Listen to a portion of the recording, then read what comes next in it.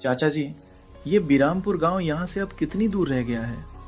हमारे मोबाइल में नेटवर्क बिल्कुल काम नहीं कर रहा है और गूगल मैप्स भी नहीं चल पा रहा। क्या आप हमें सही रास्ता बता सकते हैं? बिरामपुर? तुम लोग वहां क्यों जा रहे हो? उस गांव के बारे में तुम कुछ जानते भी हो? वहां बाहर के लोग बहुत कम ही जाते हैं। वैसे तुम लोग हो कौन और कहां से आए हो? तुम्हारे हाव भाव देखकर लग रहा है कि तुम इस इलाके से नहीं हो। हम महाराष्ट्र से आए हैं। दरअसल हम लोग व्लॉगर्स हैं और अलग अलग जगहों की सच्ची कहानियां अपनी वीडियो के जरिए लोगों तक पहुंचाते हैं। बिरामपुर गांव के बारे में हमने बहुत कुछ सुना था, यहाँ के किस्से। बस इसी जिज्ञासा के कारण हमने सोचा कि एक बार खुद यहाँ आकर देखें कि सच में यहाँ का माहौल कैसा है। साथ ही हमें लगा कि इस बहाने हमें अपनी वीडियो के लिए अच्छा और यूनिक कंटेंट भी मिल जाएगा। बहुत अच्छा किया तुम लोगों ने। लोगों को भी तो पता चलना चाहिए कि बिरामपुर गांव आखिर कैसा है। तुम्हारी वीडियो से शायद बाकी लोग भी यहाँ के बारे में जान पाएंगे। अच्छा सुनो, यहाँ से आगे जाकर बाएं हाथ की तरफ मुड़ जाना। बस थोड़ा सा और आगे चलोगे तो सामने ही बिरामपुर गांव आ जाएगा। दोनों उस आदमी की बात मानकर सुनसान रास्तों से होते हुए बिरामपुर गांव की ओर बढ़ने लगते हैं। चारों तरफ अजीब सी खामोशी फैली हुई थी।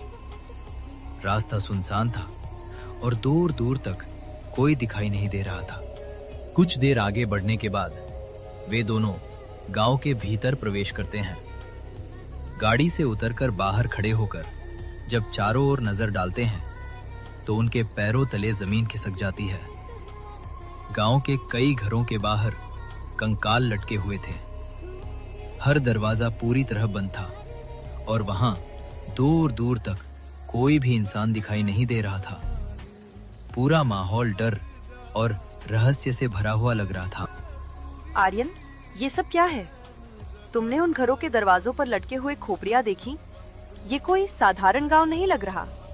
यहाँ की हवा में अजीब सा सन्नाटा भरा है जो कानों में चुभ रहा है। मेरी बात मानो, गाड़ी यहीं से वापस मोड़ लेते हैं। मुझे बिल्कुल भी अच्छा महसूस नहीं हो रहा। पेट में अजीब सी मरोड़ उठ रही है। तुम अपना डर थोड़ा कंट्रोल में रखो, चेहरे पर हल्की सी मुस्कान लाओ। हमें व्लॉग के लिए अच्छा सा इंट्रो भी तो देना है। ये गांव देखकर लग रहा है जैसे समय यहाँ थम गया हो। चारों तरफ पुराने जमाने जैसा माहौल है। न ढंग की बिजली दिख रही है, न पानी की कोई सुविधा। चलो थोड़ा सा आगे चलकर देखते हैं, क्या पता वहां कोई मिल जाए जो हमें सही रास्ता बता दे। वे पैदल आगे की ओर बढ़ने लगते हैं। गांव के सुनसान रास्तों से होकर उनका सफर जारी है। चारों तरफ अजीब सी खामोशी और भय का एहसास है। थोड़ी दूर आगे चलने पर वे गांव की चौपाल तक पहुंचते हैं। वहां सन्नाटा पसरा हुआ था। आसपास कोई भी नहीं था सिवाय एक आदमी के, जिसने चौपाल के कोने में छोटी सी चाय की टपरी लगा रखी थी। भाई राम राम, हम शहर से आए हैं और उस पुराने खंडहर वाले मंदिर तक जाना चाहते हैं। सुना है कि वहाँ बहुत साल पहले कोई बड़ा यज्ञ हुआ था। हम बस उसी से जुड़ा एक वीडियो बनाकर लौट जाएंगे। हमारे पास मैप तो है, लेकिन जंगल काफ़ी घना है। अगर आप हमें सही पगडंडी बता दें तो बड़ी मेहरबानी होगी। हम आपको ज़रा भी परेशान नहीं करेंगे। बस रास्ता बता दीजिए और हम अपना काम करके निकल जाएंगे। रास्ता पूछ रहे हो या अपनी मौत का पता? उस तरफ इंसानों का जाना मना है शहरी बाबू। सूरज ढलने वाला है और अंधेरा होते ही वो साया जंगल में शिकार के लिए निकलता है। अगर अपनी जान प्यारी है तो इसी रफ्तार से वापस लौट जाओ, वरना सुबह तुम्हारी हड्डियां भी नहीं मिलेंगी। वो खंडहर अब भगवान का नहीं, उस भूखे का घर है जो सालों से सो रहा है। अरे आप तो डरा रहे हैं। हम अंधविश्वास को नहीं मानते। हमारे पास गैजेट्स और लाइट सब है। हम व्लॉगर हैं। हमारा काम ही ऐसी जगहों को एक्सप्लोर करना है जहां कोई जाने की हिम्मत नहीं करता। अगर आप रास्ता नहीं बताएंगे तो हम खुद ढूंढ लेंगे। गूगल मैप्स पर लोकेशन तो दिख ही रही है। वहां से उन्हें कोई साफ जवाब नहीं मिलता, इसलिए वे दोनों खुद ही आगे बढ़ने का फैसला करते हैं। जाओ, शौक से जाओ। बकरे खुद कसाई के पास जा रहे हैं। आज रात की आहुति का इंतजाम तो हो गया। गांव को अब 20 साल तक कोई खतरा नहीं होगा। जाओ मूर्खों, दरवाजा खुला है, लेकिन वापस आने के लिए नहीं, सिर्फ अंदर जाने के लिए। वे दोनों जंगल के संकरे रास्ते से आगे बढ़ने लगते हैं। चारों ओर घने पेड़ों की छाया थी और हर कदम के साथ सन्नाटा और गहराता जा रहा था। चलते चलते वे दोनों एक ऐसी जगह पहुंच जाते हैं जहां हर पेड़ के तने पर लाल कलावा बंधा हुआ था। ये दृश्य देखकर वे चौंक जाते हैं। उनके कदम अपने आप थम जाते हैं और वे घबराई नजरों से इधर उधर देखने लगते हैं, जैसे किसी अनदेखी मौजूदगी का एहसास उन्हें घेरे जा रहा हो। आर्यन, यहाँ रुक। जरा ध्यान से इन पेड़ों को देखो। तुम्हें ये लाल धागे नजर आ रहे हैं? ये कोई साधारण धागे नहीं हैं। इन्हें पूजा या रक्षा सूत्र की तरह नहीं, बल्कि किसी चीज को बांधने के इरादे से यहाँ लगाया गया है। ये सब काली विद्या की निशानी लग रही हैं। मुझे बिल्कुल अच्छा एहसास नहीं हो रहा। मैं आगे नहीं जाऊंगी। ये रास्ता मंदिर की ओर नहीं, किसी शमशान की तरफ जाता हुआ लग रहा है। यार, तुम हर चीज को हॉरर फिल्म से क्यों जोड़ देती हो? ये गांव वालों का कोई लोकल विवाद भी तो हो सकता है। मुमकिन है वे जंगल के जानवरों को दूर रखने के लिए ऐसा करते हों। इसमें डरने जैसी क्या बात है? तुम बस कैमरे पर ध्यान रखो और मेरे पीछे चलो। तांत्रिक वाली जगह यहाँ से ज़्यादा दूर नहीं है। मुश्किल से 10 मिनट लगेंगे, और अगर हमने अब बैकआउट किया तो हमारी सारी मेहनत बेकार हो जाएगी और फैंस अलग से हमारा मजाक उड़ाएंगे। चुप, बिल्कुल चुप। क्या तुमने सुना? अभी किसी के सूखे पत्तों पर चलने की आवाज आई, बिल्कुल हमारे पीछे से। कोई है आर्यन, कोई हमारा पीछा कर रहा है। मैं मजाक नहीं कर रही, मैंने कसम से किसी की परछाई देखी है। ये कदमों की आवाज हमारी नहीं है। हम दो ही नहीं हैं यहाँ, हमारे अलावा भी कोई तीसरा है इसी अंधेरे जंगल में। प्लीज मेरी बात मान लो, अब और आगे मत चलो। मुझे यहाँ नहीं रुकना, मुझे कुछ भी बनना नहीं है, बस यहाँ से निकल चलो। वहम है तेरा। जंगल में हवा से पत्ते हिलते हैं और जानवर चलते हैं। कोई भूत नहीं है यहाँ। अच्छा सुन, कहानी ये है कि तांत्रिक भैरवनाथ ने यहाँ राक्षस को बांधने की कोशिश की थी, लेकिन वो मारा गया। कहते हैं उसकी आत्मा आज भी उस अधूरे यज्ञ को पूरा करने के लिए भटक रही है। अब सोच, अगर हमने वो चीज कैमरे में कैद कर ली तो हम रातों रात दुनिया में फेमस हो जाएंगे। कुछ ही देर बाद वे दोनों उस पुराने खंडहर के भीतर पहुंच जाते हैं। अंदर का दृश्य देखकर उनकी सांसें थम सी जाती हैं। वहां एक कंकाल बैठा हुआ था, मानो वो बरसों से उसी जगह पर जड़ होकर बैठा हो। उसकी हालत देखकर ऐसा लग रहा था जैसे समय वहीं ठहर गया हो। न कोई हरकत, न कोई आवाज, बस एक डरावनी खामोशी और वो बैठा हुआ कंकाल। वाह, क्या लोकेशन है। रेणुका देखो, यही है वो मशहूर हवन कुंड, और वहीं बैठा है तांत्रिक का कंकाल।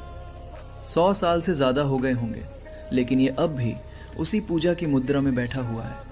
ऐसा लग रहा है जैसे ये अभी भी मंत्र पढ़ रहा हो, और इसके गले की रुद्राक्ष माला भी अब तक सही सलामत है। जल्दी से मोबाइल से इसका क्लोजअप ले लो। लोगों को यकीन ही नहीं होगा कि हमने ये सब असली में देखा है। आर्यन, क्या तुम्हें ये बदबू महसूस नहीं हो रही? सड़े हुए मांस की इतनी तेज बदबू आ रही है कि उल्टी जैसा लग रहा है। अगर ये कंकाल सच में 100 साल पुराना है, तो इसमें से ताजा मरे हुए जानवर जैसी बास क्यों आ रही है? और जरा हवन कुंड के अंदर देखो, जो राख है वो अभी भी गर्म लग रही है, जैसे यहाँ थोड़ी देर पहले ही आग जली हो। यहाँ कोई आता है आर्यन, या तो कोई पागल इंसान या फिर कोई ऐसी चीज जो इंसान नहीं है। शायद कोई गांव वाला यहाँ छुपकर नशा पत्ता करता होगा, तभी ये सब गंध और हरकतें हो रही हैं। तुम ज़्यादा दिमाग मत लगाओ, बस मोबाइल ठीक से सेट कर लो। हम एक छोटा सा स्पिरिट बॉक्स सेशन कर लेते हैं। मैं बस पूछूंगा कि क्या यहाँ कोई है, और तुम आवाज़ रिकॉर्ड करना। 5 मिनट का ही तो काम है। डरो मत, मेरे पास चाकू भी है और हम दोनों साथ हैं। कोई हमारा कुछ नहीं बिगाड़ सकता। रेणुका मोबाइल निकालकर वीडियो बनाना शुरू कर देती है। उधर आर्यन उस कंकाल के बिल्कुल पास खड़ा हो जाता है। हेलो दोस्तों, स्वागत है आप सभी का हमारे आज के व्लॉग में। आज हम आपको लेकर आए हैं इस रहस्यमयी गुफा के अंदर, जहां ये कंकाल पिछले 100 सालों से इसी जगह तपस्या की अवस्था में बैठा हुआ है। आज हम यहाँ की सच्चाई आप सबके सामने लाने वाले हैं, इसलिए दिल थाम कर बैठिए, क्योंकि जो आप देखने वाले हैं वो आसान नहीं है। वे दोनों अभी अपनी वीडियो बना ही रहे होते हैं कि तभी अचानक वहां एक आवाज गूंज उठती है। स्वागत है मेरे मेहमानों। सदियों बाद मेरी दहलीज पर ताज़ा खून आया है। मैं उस पल का इंतजार कर रहा था जब कोई अपनी मर्जी से इस घेरे के अंदर कदम रखेगा। तुम दोनों ने यहाँ आकर मेरे बंधन को कमजोर कर दिया है।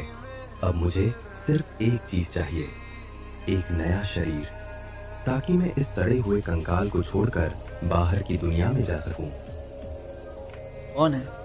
कौन बोल रहे हैं? अगर कोई प्रैंक कर रहा है तो सामने आओ, ये मजाक नहीं है। हमारे पास हथियार हैं और हम पुलिस को बुला लेंगे। अपनी नौटंकी बंद करो। आर्यन, तू मेरे पीछे खड़ा रहे। ये जरूर गांव वालों की कोई चाल है हमें डराने की। सामने आओ। कायरों की तरह छुपकर बात मत करो। हम तुम लोगों से डरने वाले नहीं हैं। तुम पागल हो गए हो क्या? ये कोई इंसान नहीं है। ये आवाज हमारे कानों में नहीं, सीधे हमारे दिमाग के अंदर गूंज रही है। ये जगह ठीक नहीं है आर्यन, यहाँ कुछ बहुत गलत है। वो तांत्रिक सही कह रहा था। यहाँ कोई राक्षसी ताकत कैद है और हमने उसे जगा दिया है। अब यहाँ कोई मदद नहीं आने वाली, न कोई पुलिस, न कोई बचाने वाला। मैंने मना किया था ना यार, फिर तुमने मेरी बात क्यों नहीं मानी? आर्यन और रेणुका एक दूसरे के बिल्कुल पास आकर खड़े हो जाते हैं। उसी पल हवन कुंड के भीतर से अचानक अपने आप आग जल उठती है। मेरे पास समय कम है और भूख बहुत ज्यादा।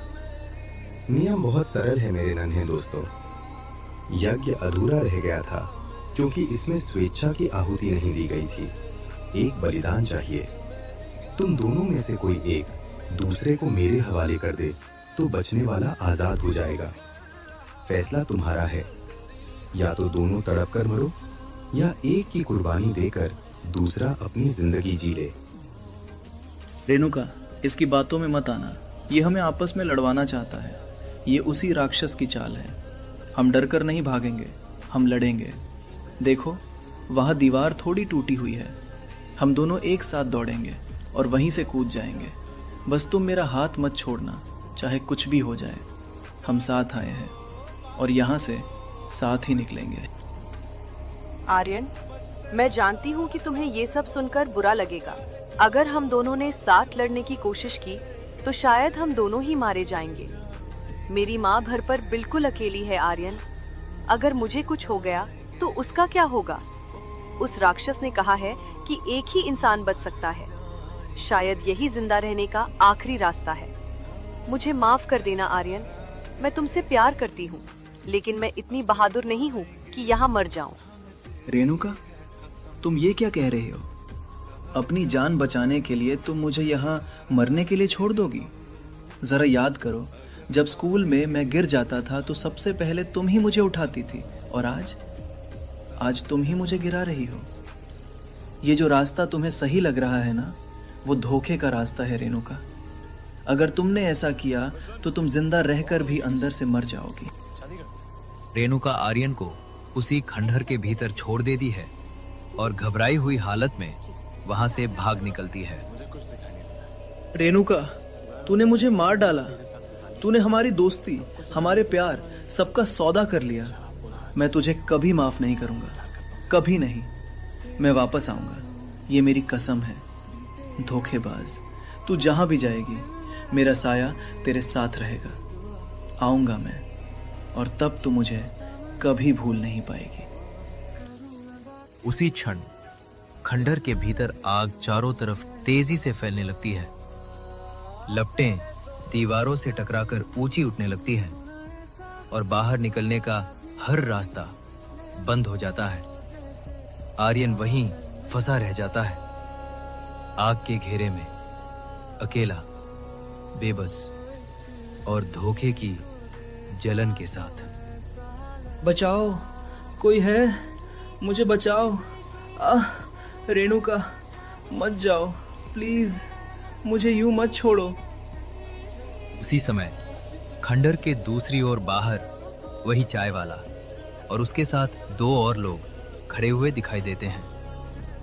तीनों दूर से खंडर की तरफ देखते रहते हैं, जैसे उन्हें अंदर हो रही हर चीज की पहले से जानकारी हो। हमने तो मना किया था, लेकिन शहरी बाबू को एडवेंचर का शौक था। अब भुगतो। ये हमारा श्राप था, जिसे तोड़ने के लिए हर 20 साल में 2 बाहरी लोगों की बलि चाहिए होती है। शुक्रिया, तुम्हारी वजह से हमारा गांव अब सुरक्षित रहेगा। राक्षस, तुम में